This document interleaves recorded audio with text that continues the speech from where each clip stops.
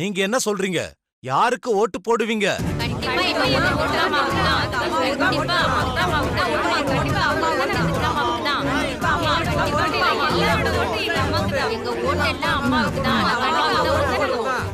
ரொம்ப சந்தோஷம்.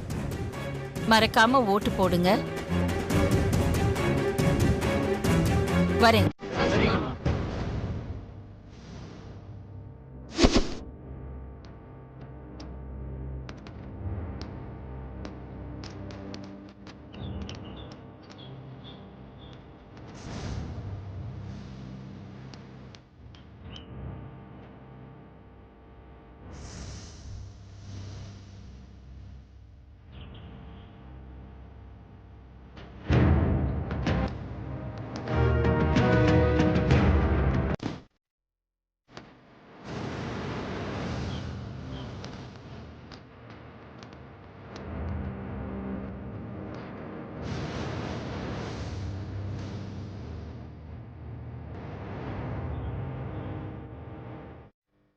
பாத்தீங்களா?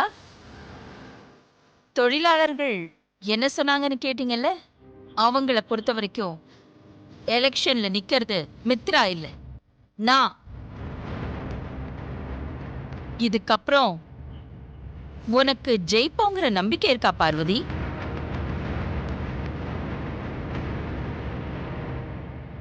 எனக்கு என்ன வருத்தம்னா, வாழ்க்கையில முதலா ஒன்னால என் மக ஆதி தோல்விய பார்க்க போறா.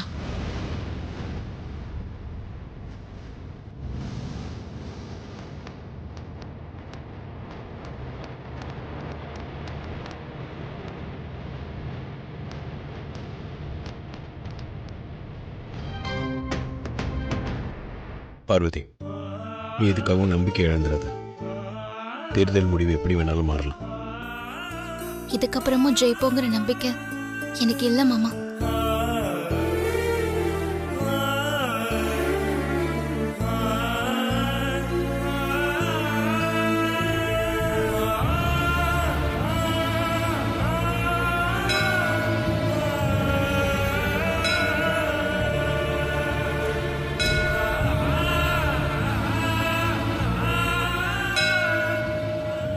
நான் யாருக்கும் எப்பவும் மனசால கூட எந்த கெடுதலும் நினைச்சது இல்லையே. அப்புறம் ஏன் என்னை இப்படி சோதிக்கிற? நான் என் அந்தஸ்தை உயர்த்திக்கணும், இருக்கிற இடத்துல இருந்து அடுத்த கட்டத்துக்கு போகணும்னு ஒரு நாளும் ஆசைப்பட்டது கிடையாது. ஆனா என்ன அடுத்த கட்டத்துக்கு கொண்டு போகணும்னு என் மாமா தான் ஆசைப்படுறாரு. அதனால்தான் நான் எலெக்ஷன்லயே நிக்க சம்மதிச்சேன். மித்ராவை பத்தின உண்மைய அம்மா கிட்ட இப்ப சொல்ல முடியாது. மித்ரா ஜெயிச்சுட்டா அது அம்மா கம்பெனிக்கும் அம்மாவுக்கும் ஆபத்தா முடியும். அப்படி நடக்காம தடுக்கணும்னா மித்ராவை எதிர்த்து நிக்கணும்னு மாமா சொன்னதுனாலதான் அம்மா என்கிட்ட கேட்டும் கூட அம்மா மனசு வருத்தப்பட்டாலும் பரவாயில்லன்னு என் மனசை தேத்துக்கிட்டு மித்ராவை எதிர்த்து நின்ன. நேத்து வரைக்கும் மித்ரா நிச்சயமா ஜெயிக்க மாட்டா, அவளால ஏற்பட இருந்த ஆபத்துல இருந்து அம்மாவையும் கம்பெனியும் காப்பாத்திரலாங்கிற நம்பிக்கை எனக்கு இருந்தது. ஆனா இப்ப அந்த நம்பிக்கைய அம்மா சுக்குநூறா உடைச்சிட்டாங்க. அம்மாவோட அனுபவத்துக்கும் திறமைக்கும் முன்னாடி மாமாவோட முயற்சி எல்லாம் வீணா போச்சு. மித்ரா என்னதான் தப்பானவளா இருந்தாலும் இன்னைக்கு அம்மா மித்ராவுக்கு போடுற ஓட்டு நீங்க எனக்கு போடுற ஓட்டுன்னு நேரடியா தொழிலாளர்கள் கிட்ட சொன்னதுக்கு அப்புறம் எல்லாரும் மித்ராவுக்கு தான் ஓட்டு போடுவாங்க. அதனால கண்டிப்பா மித்ரா தான் ஜெயிப்பா. நான் தோத்து போறத நினைச்சு கவலைப்படல. ஆனா நான் தோத்து போனா அது என் மாமாவே தோத்து போன மாதிரி. இது நாள் வரைக்கும் வாழ்க்கையில தோல்வியை சந்திக்காத என் மாமா இப்போ முதலா என் மூலமா தோல்வியை பார்க்க போறாரு. இது நாள் வரைக்கும் நீ என்னதான் சோதிப்ப, இப்போ என்னால என் மாமாவையே சோதிக்க ஆரம்பிச்சிட்டியே. இது உனக்கு நியாயமா இருக்கா?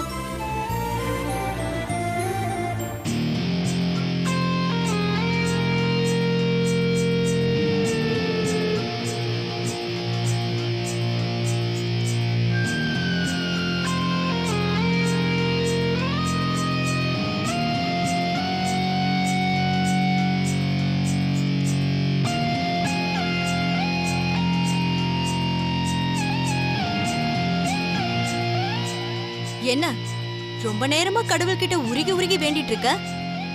எப்படியாவது உன்னை எலெக்ஷன்ல ஜெயிக்க வைக்கணும்னு வேண்டிட்டு இருக்கியா? அகிலாண்டீஸ்வரி ஆண்டி சொன்னதெல்லாம் கேட்டுட்டு தானே இருந்த.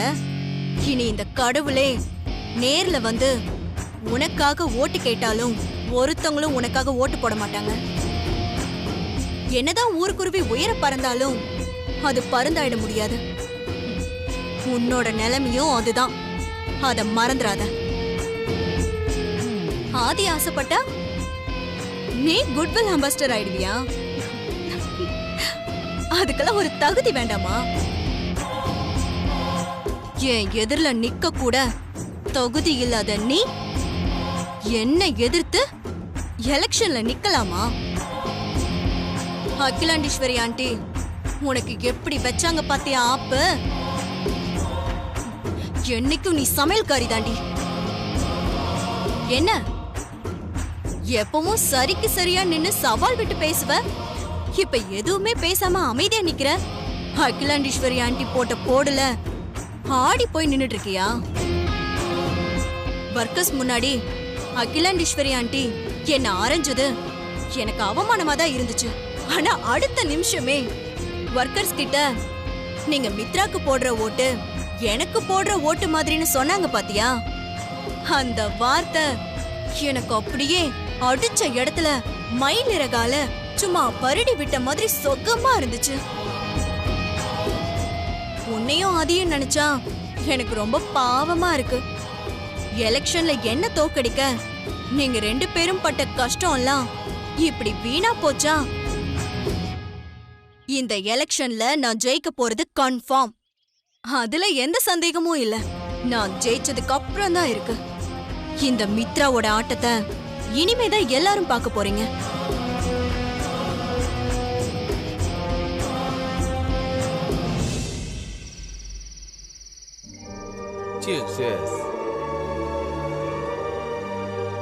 மச்சான், கவர் மாறின விஷயம் மட்டும் அந்த ஆதிக்கு தெரிஞ்சது அவ்வளவுதான்.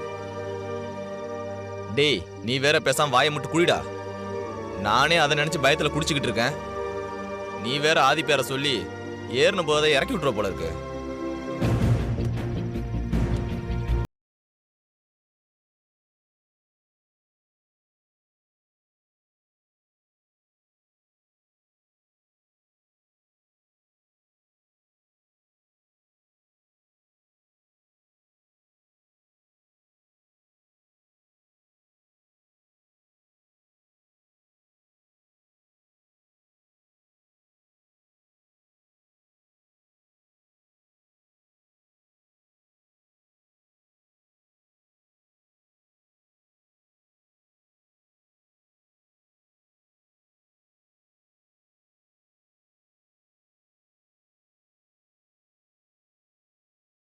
எதுக்காக சார் அடிக்கிறீங்க? அப்ப எதுக்கு தப்பிச்சு ஓட பார்த்த? தீபக் கொடுத்த கவருங்க. அந்த கவரை தான் என்கிட்ட இருந்து வாங்கிட்டு போயிட்டீங்களே சார். ஏய், அந்த கவர் தீபக் கொடுத்ததா இருக்கலாம். ஆனா அதுக்குள்ள இந்த லெட்டர் தீபக் எழுதினது இல்ல. என்ன சார் சொல்றீங்க? அந்த லெட்டர்ல இந்த அட்ரஸ் எல்லாம் நான் போய் விசாரிச்சேன். அந்த பேர்ல எல்லாம் அப்படி யாருமே அங்க இல்ல. தீபக் என்கிட்ட இல்லாத ஆளுங்களோட அட்ரஸ் கொடுக்க வேண்டிய அவசியம் இல்ல. நிச்சயமா அந்த லெட்டர் தீபக் எழுதினது இல்ல.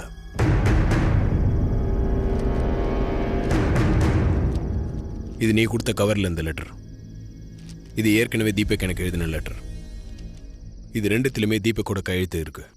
ஆனா 2 கையெழுத்தும் ஒன்றும் இல்லை. என்கிட்ட இருக்க லெட்டர்ல இருக்கிறது தான் தீபக்கோட ஒரிஜினல் கையெழுத்து. இதுல தீபக்கோட கையெழுத்து கீழே சின்னதா ஒரு கோடு எழுத்து 2 புள்ளி வச்சிருக்கு. ஆனா கவர்ல இந்த லெட்டர்ல அப்படி எதுவும் இல்லை. இந்த கையெழுத்து தீபக் போடல, லெட்டரும் அவன் எழுதல. உண்மையை சொல்லு, எதுக்கு இப்படி பண்ண? யார் சொல்லி இப்படி பண்ண?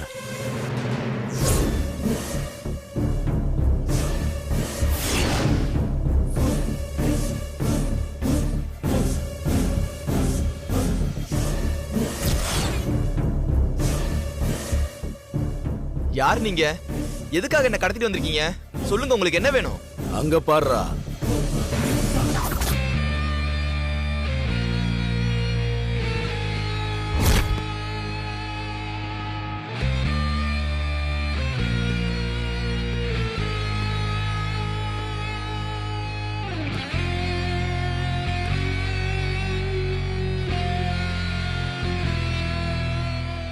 இப்போ உனக்கு தெரிஞ்சிருக்குமே இவங்கெல்லாம் யாரு, உன்னை எதுக்காக கடத்திட்டு வந்திருக்காங்கன்னு.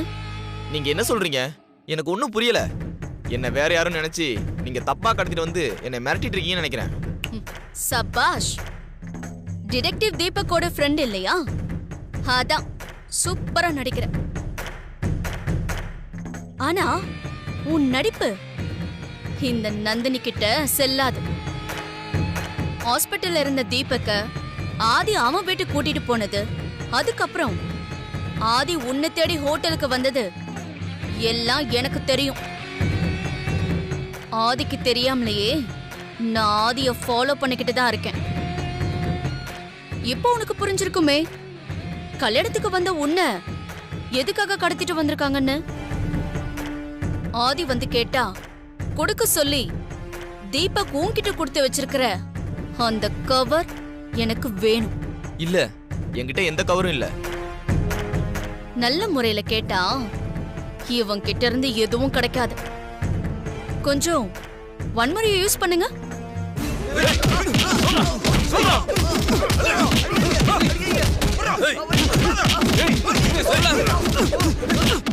போத நிறுத்துங்க.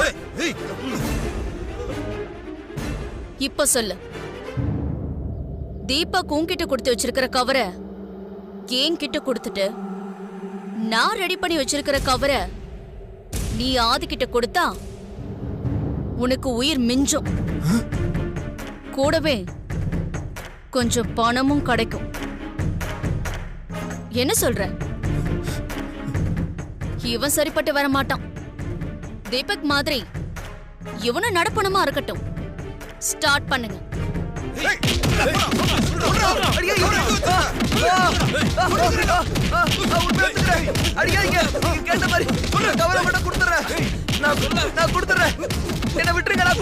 நிறுத்துங்க. வெரி குட், நல்ல முடிவு எடுத்திருக்க. இவன் கூட போய் அந்த கவரை வாங்கிட்டு வந்துருங்க. Okay madam.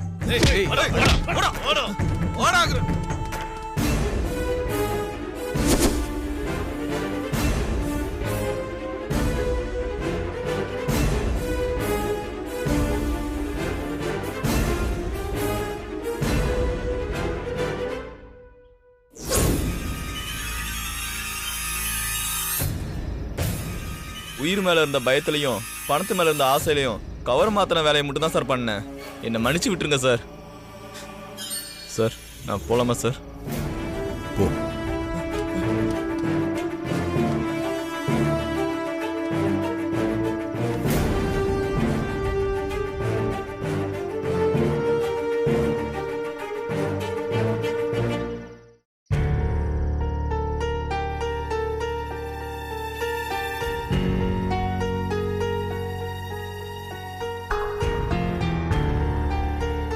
டைம் ஆச்சு.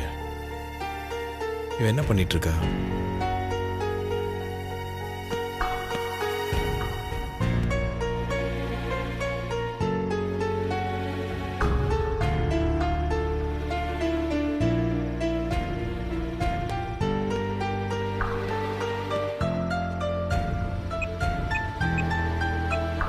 This number is currently switched off.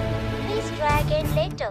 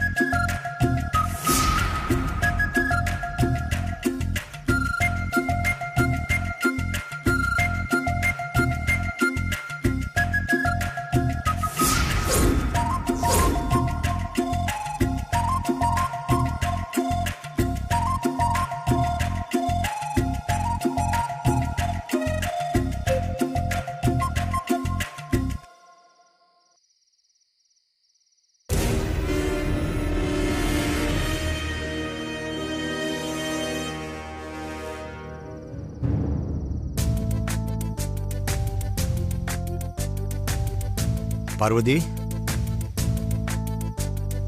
Parvati அப்பா என்னப்பா குடிக்க தண்ணி வேணுமா? அதெல்லாம் ஒண்ணும் வேண்டாம். இது என்னன்னு தெரியுதா? அது கல்லுப்பா. இது எப்படி இங்க வந்துச்சு? நான் நல்லா கொட்டி தானே தரையில பாய போட்டேன். கல்லு காத்துல பறந்து வந்திருக்கும் போல இருக்கு. ஜன்னலை சாத்திடுவாப்பா. ஜன்னலை எல்லாம் சாத்த வேண்டாம். வெளியில உன் வீட்டுக்காரரு உங்ககிட்ட பேசுறதுக்காக காத்துக்கிட்டு இருக்காருன்னு நினைக்கிறேன். போய் பேசிட்டு வா. என்னப்பா சொல்றீங்க? அந்த வயசையெல்லாம் நானும் கடந்து வந்தவன் தான். எனக்கு எல்லாமே தெரியும். நீ போய் பேசிட்டு சீக்கிரமா வந்துடு. சரிங்கப்பா.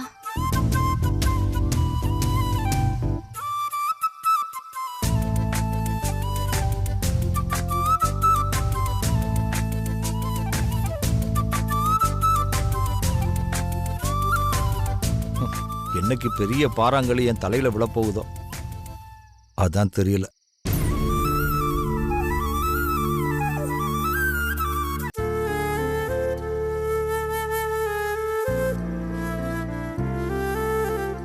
ஓய், உங்க அப்பா இருக்காரு, வர முடியாதுன்னு சொன்ன. என்ன அப்பா தான் அனுப்பி வச்சாரு.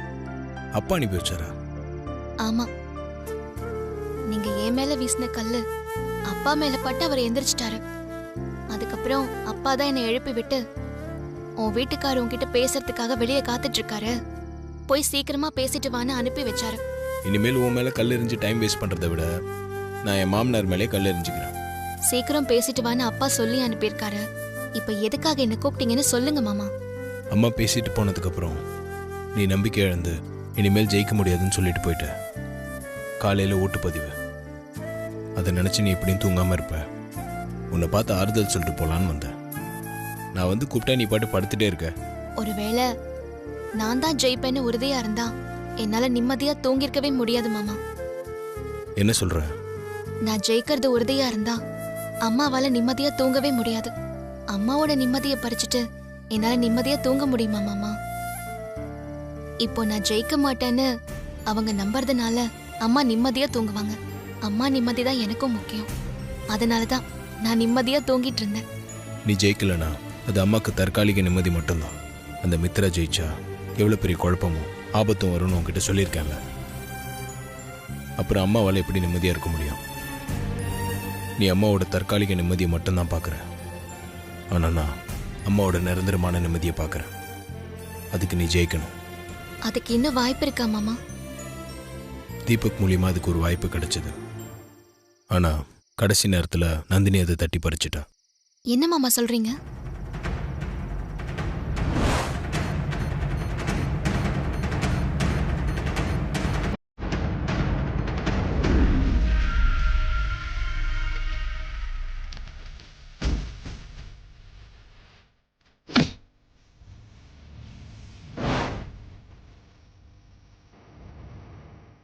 அந்த ஆதாரம் மட்டும் இப்ப கையில கிடைச்சிருந்தா அம்மாக்கு மித்ரா பத்தின உண்மையை புரிய வச்சு அவளை வீட்டை விட்டு வெளியே அனுப்பிச்சிருப்பேன். அம்மா ரூம்ல மித்ரா தவற விட்ட அந்த பென்ட்ரைவும் கையில கிடைக்க மாட்டேங்குது. அந்த பென்ட்ரைவ் கிடைச்சா கூட நமக்கு ரொம்ப உதவியா இருக்கும். நானும் அம்மா ரூமை சுத்தம் பண்ணும்போதெல்லாம் தேடி பார்த்துட்டே தான் இருக்கேன். அந்த பென்ட்ரைவ் எங்க போச்சுன்னே தெரியல, கிடைக்கவே மாட்டேங்குது. நீ விடாம தேடி பாரு. நானும் மித்ரா பத்தின ஆதாரத்தை எப்படியும் தேடி கண்டுபிடிச்சிருவேன். சரி மாமா. எங்க மாமா போறீங்க?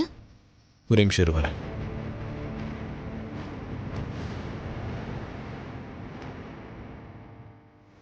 இந்தா, நாளைக்கு எலெக்ஷன்ல நீ தான் ஜெயிக்க போற.